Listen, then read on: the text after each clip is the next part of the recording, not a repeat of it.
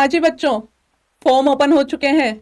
थोड़ी mix feeling होगी, थोड़े खुशी और थोड़े कंफ्यूजन। तो कंफ्यूजन दूर करने के लिए तो मैं हूँ डॉक्टर नेहा विजय, बायो अध्ययन से। खुशी इस बात की होगी, जो पूरे टाइम सपना देखा है, पूरे साल सपना देखा है, इतनी पढ़ाई की है, उस मंजिल तक पहुंचने के रास्ते ओपन हो चुके हैं। आज मैं यहाँ आपको इन्फॉर्मेशन बुलेटिन के जो इंपॉर्टेंट पॉइंट्स हैं, जो इंपॉर्टेंट बातें हैं, जो आपको फॉर्म फिल करने से पहले याद रखनी है, उन पर डिस्कस करूंगी। तो आइए बात करते हैं। बहुत सारे पेरेंट्स, गार्जियंस फॉर्म फिल कर रहे होंगे या करने जा रहे होंगे, मन में थोड़े कंफ्यूजन होंगे। आइए उन पे बात कर लेते हैं। सबसे पहले पेज नंबर 2 आता है। उस पे इंपॉर्टेंट क्या है? इंपॉर्टेंट ये है कि फॉर्म ओपन हुए हैं 8 फेब से और कब तक रहेंगे? 8 मार्च तक। पूरा एक महीना है, तो फॉर्म फिल करने में जल्दबाजी नहीं करनी है। Take your time, collect your documents. ठीक है, 8 तारीख को 9 बजे आपके फॉर्म बंद हो जाएंगे और फी सबमिशन की विंडो 11:50 तक चालू रहेगी। कब? 8 मार्च तक। उसके बाद बात करते हैं एग्जामिनेशन डेट। वो है 3 में, संडे के दिन एग्जाम है।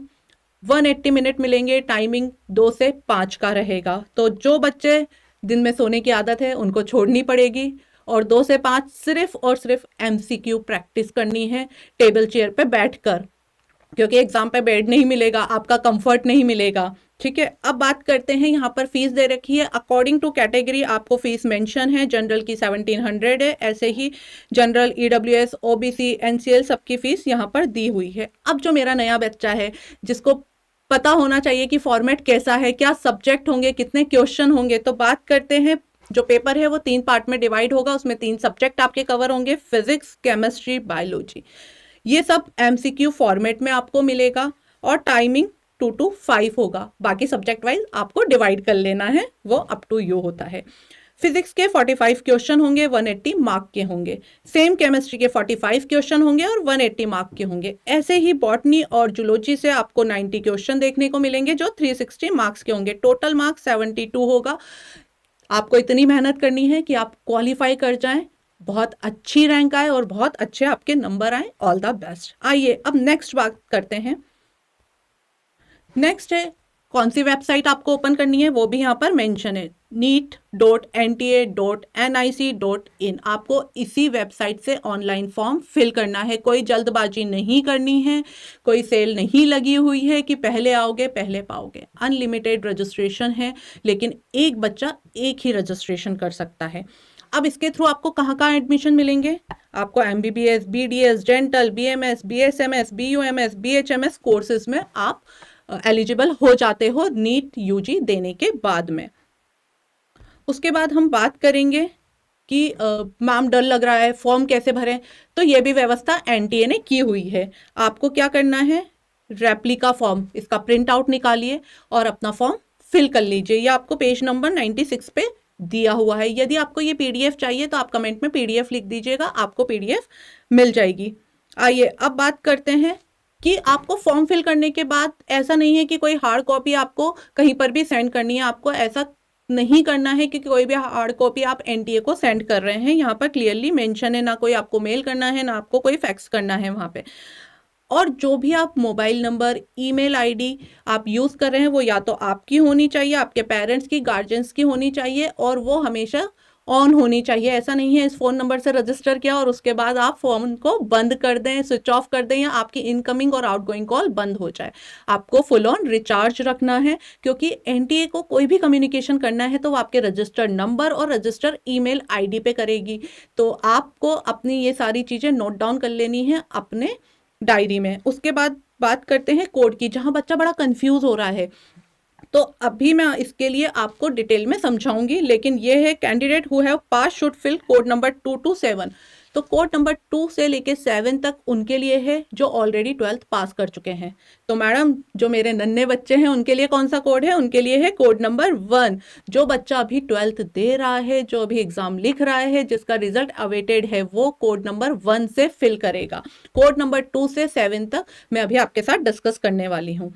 तो आइए नेक्स्ट आपका क्या है, जितनी भी आप फॉर्म फिल करेंगे उन सब की हार्ड कॉपी प्रिंट आउट लेकर आप एक फाइल में लगा लेंगे और सॉफ्ट कॉपी भी एज वेल एज आप सेव करेंगे। उसके बाद नेक्स्ट आता है आपका एड्रेस। जो भी एड्रेस आप फिल करेंगे आपसे सेंटर के लिए वो वही चॉइस मांगेगा। आपका परमानेंट एड्रेस एमपी का है और आप अभी गुजरात में रह रहे हैं, तो वो दोनों चॉइस आपके पास मिल जाएगी कि वो आपको एमपी के सेंटर की चॉइस देगा और गुजरात के सेंटर की भी चॉइस देगा। तो इस बार ऐसा नहीं है कि आप एमपी या गुजरात का आपने परमानेंट एड्रेस फिल करा है और फिर आपको सेंटर कहीं यूपी में मिल गया। ये बात बहुत अच्छी कर दी है एनटीए ने। अब हम बात करते हैं आईडीज की। आप किस किस आईडी से फॉर्म फिल कर सकते हैं। वैसे मेरा सजेशन है कि आप आधार कार्ड से ही अपना फॉर्म फिल करें, लेकिन अगर कुछ भी आपको मिसमैच लग रहा है तो आप अपना पासपोर्ट नंबर से भर सकते हैं, पैन कार्ड, डिजी लॉकर और ऐसी कोई भी वैलिड आईडी जो जिसमें आपका फोटो हो, आप वो आईडी आप यूज कर सकते हैं। जो एनआरआई और फॉरेन नेशनल एलिजिबिलिटी वाले स्टूडेंट हैं वो पासपोर्ट नंबर से अपना फॉर्म फिल कर सकते हैं। तो आइए, आपका जो पूरा फॉर्म है ना वो 3 स्टेप में फिल किया जाएगा। रजिस्ट्रेशन होगा, फी गेटवे होगा और सारी इन्फॉर्मेशन अपलोड करनी होगी। उसके बारे में मैं आपको नेक्स्ट वीडियो में बताऊंगी, तो स्टे ट्यून्ड विद मी। तो आइए, यहाँ पर जो स्टेप 1 है वो है रजिस्ट्रेशन। रजिस्ट्रेशन में वो आपका आधार कार्ड, आपका मोबाइल नंबर और आपका ईमेल एड्रेस मांगेगा और उसी पे आपका रजिस्ट्रेशन नंबर भी आएगा। यहाँ पर वो आपसे पासवर्ड भी मांगेगा। तो जो पासवर्ड जो वो मांगेगा उसके लिए आपको क्या क्या रखना है, उसके लिए आपको रखना है 8 to 13 कैरेक्टर होने चाहिए। उसके बाद एक अपर केस का होना जरूरी है, एक लोअर केस का होना जरूरी है और 0 to 9 नंबर भी, न्यूमेरिकल वैल्यू भी होनी चाहिए और उसके बाद एक स्पेशल कैरेक्टर भी होना चाहिए। और जितने भी पासवर्ड आपके पास आएंगे, जो भी इंपॉर्टेंट इंफॉर्मेशन आपके पास आएगी, वो आप अपनी डायरी में भी नोट डाउन करेंगे और खुद को और अपने पेरेंट्स को भी मेल कर देंगे, ताकि इन फ्यूचर यदि कुछ भी आप भूलते हैं तो आपके पास 3 जगह वो चीज़ हो जाती है। उसके बाद यहाँ पर रीसेट पासवर्ड करने का भी ऑप्शन है, लेकिन हमें कोई रिस्क नहीं लेनी है, हमें हमारा पासवर्ड नोट डाउन कर लेना है। और जो पूरा कंप्लीट फॉर्म आपको फिल करना है उसकी वीडियो सेपरेट आपको मिल जाएगी। अब आइए बात करते हैं कैटेगरी की। भैया कैटेगरी आप लोग चूज वही करिएगा जिसके सर्टिफिकेट आपके पास है। ऐसा नहीं करना है कि आपके पास सर्टिफिकेट नहीं है और आपने कैटेगरी फिल कर दी फिर आप जनरल कैटेगरी से भर दीजिए। तो कैटेगरी वाइजली चूज करना, पूरे जब डॉक्यूमेंट हो आपके पास तभी चूज करिएगा, जो भी आपको चूज करनी है सारे सपोर्टिंग डॉक्यूमेंट के साथ। अब सबसे इंपॉर्टेंट बात आती है, स्कैन आपको करना है, किस फॉर्मेट में करना है और किस साइज का करना है। तो आइए बात करते हैं सबसे पहले फोटोग्राफ की। रीसेंट फोटोग्राफ होना चाहिए, 80% फेस की विजिबिलिटी होनी चाहिए, ईयर दिखने चाहिए, मास्क पहन के फोटो मत खिंचवा लेना। ठीक है, अब बात करते हैं मैम क्या साइज होनी चाहिए। यहाँ पे 10 to 200 KB का लिखा हुआ है, लेकिन 10 KB में विजिबिलिटी बहुत खराब होती है, आप 50 KB तो कम से कम रखिएगा। ऐसे ही बात करते हैं हम सिग्नेचर की। सिग्नेचर में आपको सेम 10 KB to 100 KB आपको रखना है, तो मेरा यही सजेशन है 50 KB आप रखिएगा। और फोटोग्राफ और सिग्नेचर का फॉर्मेट JPG और JPEG आपको रखना है। उसके बाद बात करते हैं इम्प्रेशन की। Left and right hand finger and thumb impression होना चाहिए, और कौन से फॉर्मेट में, JPG और JPEG फॉर्मेट में। और किस साइज का होना चाहिए, 10 KB से 200 KB। तो आप वही 150 KB अपना टारगेट रखिएगा। उसके बाद हम बात करते हैं हमारे कैटेगरी सर्टिफिकेट की। अगर एप्लीकेबल है तो PDF फॉर्मेट चाहिए और साइज 50 to 300 KB चाहिए। उसके बाद क्लास 10th के सर्टिफिकेट की बात करते हैं, सेम PDF फॉर्मेट में चाहिए और 50 KB to 300 KB का साइज का चाहिए। अब आता है क्लास 10th की मार्कशीट। क्लास 10th की मार्कशीट आपको 50 KB to 300 KB में चाहिए और सेम PDF फॉर्मेट में चाहिए। उसके बाद आपके सारे आइडेंटिटी प्रूफ आ जाते हैं, जैसे कि आपका आधार कार्ड, तो वो भी JPG और JPEG फॉर्मेट में चाहिए, 10 KB to 200 KB में होना चाहिए। इसकी इस रेंज के बीच का आपको चाहिए सब कुछ। उसके बाद आपको अपना एड्रेस प्रूफ चाहिए, प्रेजेंट और परमानेंट, तो वो भी PDF फॉर्मेट में चाहिए होगा और 50 KB से 300 KB के बीच का होना चाहिए। अब सबसे इंपॉर्टेंट बात, लाइव कैप्चर फोटोग्राफी होने वाली है। नया है लेकिन घबराने की ज़रूरत नहीं है। सिर्फ आपको इतना सा करना है, जिस भी सिस्टम से आप फॉर्म फिल कर रहे हैं उसका कैमरा और वेबकैम अच्छी क्वालिटी का होना चाहिए, प्रॉपर लाइटिंग प्लेस होना चाहिए और वाइट बैकग्राउंड होना चाहिए जहाँ से आप कैप्शन ले रहे हैं। इतनी सी बात है। और बहुत अच्छी व्यवस्था NTA ने करी है। NTA ने QR कोड भी दिया है। अगर आपका वेबकैम सपोर्ट नहीं कर रहा है तो यहाँ पे आपको QR कोड की व्यवस्था मिल जाएगी। आप QR कोड से स्कैन करेंगे और अपना मोबाइल और टैबलेट से आप अपना फोटो ले सकते हैं। सिर्फ प्रॉपर लाइटिंग होनी चाहिए, और वाइट बैकग्राउंड, मतलब लाइट कलर का बैकग्राउंड होना चाहिए, और 80% फेस विजिबल होना चाहिए। अब यहाँ पर आती है सबसे इम्पॉर्टेंट बात यह है कि जो लाइव कैप्शन आप ले रहे हैं वो वाला फोटो आपका मैच करना चाहिए आधार कार्ड से। यहाँ पर इस वाली लाइन में क्लियरली लिखा हुआ है। यदि फोटो मैच नहीं करता है तो फिर एक एफिडेविट फॉर्म आपको मिलेगा, उस एफिडेविट फॉर्म को आपको फिल करना है और आपका जो रिसेंट फोटो है वो आपको उस पर लगाना है। और सिग्नेचर किस किस से कराने हैं? स्कूल के प्रिंसिपल से, हेडमास्टर से, क्लास 1 गेजेटेड ऑफिसर से, किसी भी तहसीलदार, रेवेन्यू ऑफिसर, एसडीएम और डीएम से, जो भी क्लास 1 ऑफिसर से, उनसे आप करा सकते हैं। अब बच्चे क्या करते हैं? फोटोग्राफ की बात आती है। जो फोटोग्राफ हम यूज कर रहे हैं ना, उसके प्रिंट आउट निकलवा के रखने हैं। ऐसा नहीं है अरे वो फोटोग्राफ तो हमने स्कैन करके भेजा था, सिर्फ एक ही कॉपी थी, अब तो गायब हो गए। नहीं, आपको कम से कम 6 to 8 पासपोर्ट साइज फोटोग्राफ अपने साथ रखने हैं। और पोस्ट कार्ड साइज के भी 4 to 6 पोस्ट कार्ड साइज दी हुई है 4x6 की, और colour photograph with white background हमेशा कॉपीज रखनी चाहिए जो आप फोटोग्राफ यूज कर रहे हैं। अब देखिए वहां पे मैंने आपको बोला था ना 150 और 50 के बी रखिएगा, इसलिए क्योंकि यहाँ पर 50 के बी टू 300 के बी साइज का आपको डॉक्यूमेंट अपलोड करने के लिए बोला गया है। अब आता है स्टेप 3। इसके बिना आपका फॉर्म एक्सेप्ट नहीं होगा। तो बहुत जल्दी भी फॉर्म नहीं भरना है कि हमारे डॉक्यूमेंट हमारे पास नहीं है और हमने फॉर्म भरना स्टार्ट कर दिया, लेकिन बहुत लेट भी नहीं करना है। कहीं पेमेंट गेटवे फेल हो गया, वेबसाइट नहीं काम कर रही है उस दिन, तो हमें बहुत लेट नहीं करना है। 3-4 डेज के बाद सारे डॉक्यूमेंट कलेक्ट करके हमें फॉर्म फिल कर देना है, ताकि अगर हमारे को कहीं पर भी टेक्निकल ग्लिच आता है तो हमारे पास सफिशिएंट टाइम हो। तो फी पेमेंट के बाद ही आपका फॉर्म एक्सेप्ट होगा, और आपको ये सारी इन्फॉर्मेशन ना मेल पे और आपके नंबर पर अपडेट करता जाएगा एनटीए। ये सबसे अच्छी बात है। अब सबसे इंपॉर्टेंट बात, जो बच्चा बड़ी गलती करता है, फॉर्म भर दिया, फॉर्म में कुछ भी दिक्कत आई, ओ हमने तो वो सब डाउनलोड ही नहीं किया था, हमने सेव ही नहीं किया था। बच्चों, दो चीज कर लेना, हार्ड कॉपी और सॉफ्ट कॉपी। मेरा सजेशन यही है, और ये आपको मानना भी चाहिए। हार्ड कॉपी में जितने भी फॉर्म आप फिल कर रहे हैं, जो भी आपको रिसिप्ट मिल रही है, उन सबको आप प्रिंट आउट निकालिए, एक फाइल बनाइए और उसमें सेव कर लीजिए। और सारे सॉफ्ट कॉपी भी आपको एक फोल्डर में बना लेनी है।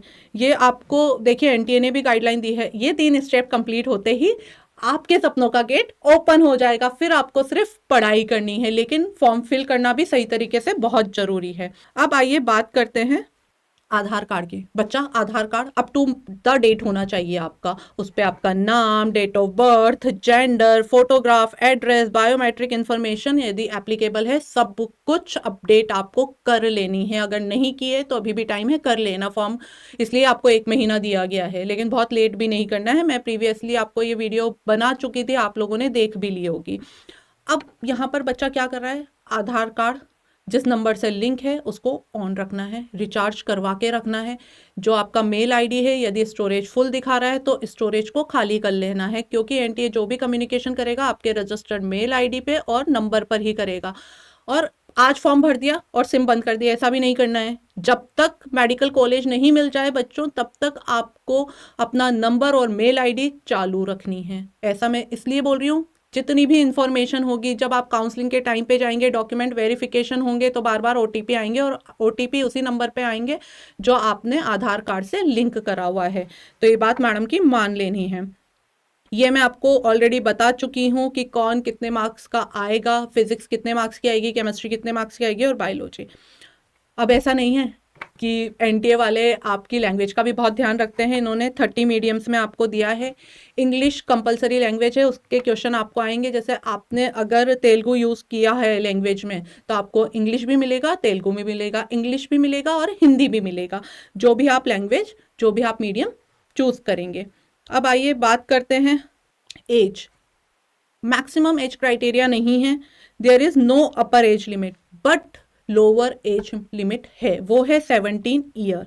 आप 31 दिसंबर 2009 वाले बच्चे फॉर्म फिल कर सकते हैं। वो 31 दिसंबर तक अभी 17 साल के हो जाने चाहिए। वो हर एक स्टूडेंट जो पीसीबी स्ट्रीम से है वो फॉर्म को फिल कर सकता है। अब आइए बात करते हैं कोड की। कोड में बड़ा कंफ्यूजन था मैडम, प्लीज़ कोड क्लियर कर दीजिए, बहुत सारे मैसेजेस भी मिल रहे हैं। कोड वन मेरे उन बच्चों के लिए है जो क्लास 12th का एग्जाम अभी दे रहा है, अपनी रिजल्ट का वेट कर रहा है। क्लियर? और सब्जेक्ट क्या होना चाहिए? Physics, chemistry, biology with English.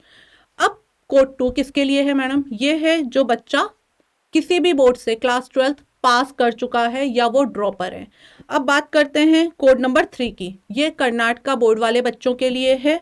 Code number 4 की अगर हम बात करें तो ये उन बच्चों के लिए है जो ऑलरेडी मेडिकल प्रोफेशनल कोर्स कर रहे हैं, जैसे कि BDS, BMS, BHMS, nursing, pharma. अब कोड नंबर 5 किसके लिए है? जो बच्चा BSc कर रहा है, जो मेरा बच्चा BSc first year, second year या थर्ड ईयर में अभी कंप्लीट नहीं हुई है, उसके लिए कोड नंबर 5 है। अब बात करते हैं कोड नंबर 6 की। कोड नंबर 6 मेरे उन बच्चों के लिए है जो BSc पास कर चुके हैं PCB से। बायोटेक वाले बच्चे भी भर सकते हैं। कोड नंबर 7 मेरे NRI स्टूडेंट्स के लिए है। ठीक है, अब ये बात हो गई कोड की। अब कोड में कोई कंफ्यूजन नहीं होना चाहिए, यही लिखा हुआ है और मैंने अलग से आपको बता भी दिया है और मैंने एक अलग से वीडियो भी आपके लिए डिटेल वीडियो बनाई हुई है। ये बात हो जाती है इन्फॉर्मेशन बुलेटिन की। जितना भी इम्पॉर्टेंट बात थी हम कवर कर चुके हैं और मेरे उन नोनू बच्चों के लिए एक मैसेज है, क्लास 12 जो भी दे रहा है, नीट की तैयारी करते करते थ्योरी पेपर को नहीं भूलना है, क्योंकि मिनिमम 50% तो चाहिए नीट क्वालिफाई करने के लिए और नीट का फॉर्म भरने के लिए। तो ये ध्यान रखना है, क्लास 12 के भी एग्ज़ाम बहुत अच्छे से देने हैं। तो जैसे ही हम फॉर्म फिल कर देते हैं तो हमारा फर्स्ट स्टेप क्लियर हो जाता है और हम उस सपने की तरफ बढ़ जाते हैं जो सपना आपने, मैंने और पेरेंट्स ने आप लोगों के लिए देखा है। तो आपको कोई वीडियो मिस नहीं करनी है, जितने भी अपडेट हैं उनको सेव करते रहना है और अपने दोस्तों के साथ शेयर भी करते रहना है। अभी मैं आपको एप्लीकेशन फॉर्म कैसे फिल करेंगे उसका वीडियो भी आप लोगों के साथ शेयर कर दूंगी, तो उसको भी सेव कर लीजिएगा। घबराना नहीं है, नीट में रैंक लाना बहुत ज़रूरी है ताकि आपको अच्छा मेडिकल कॉलेज मिल पाए, लेकिन फॉर्म भरना भी आपकी उतनी ही जिम्मेदारी है जितनी जिम्मेदारी से आपने पढ़ाई करी है, क्योंकि ये फॉर्म सही तरीके से फिल होगा, एक्सेप्ट होगा, तभी तो एडमिट कार्ड आएगा, तभी तो आप एग्जाम देने जाएंगे। तो ऐसे ही अपडेट के लिए stay tuned with me, doctor Neha Vijay. Description में आपको मेरे लिंक्स मिल जाएंगे, आप मुझसे कांटेक्ट कर सकते हैं। आपको कुछ भी कंफ्यूजन है आप मुझे मैसेज कर सकते हैं, कॉल कर सकते हैं, उसके लिए आप डिस्क्रिप्शन देख लीजिएगा। All the best, stay tuned with me, doctor Neha, bio अध्ययन।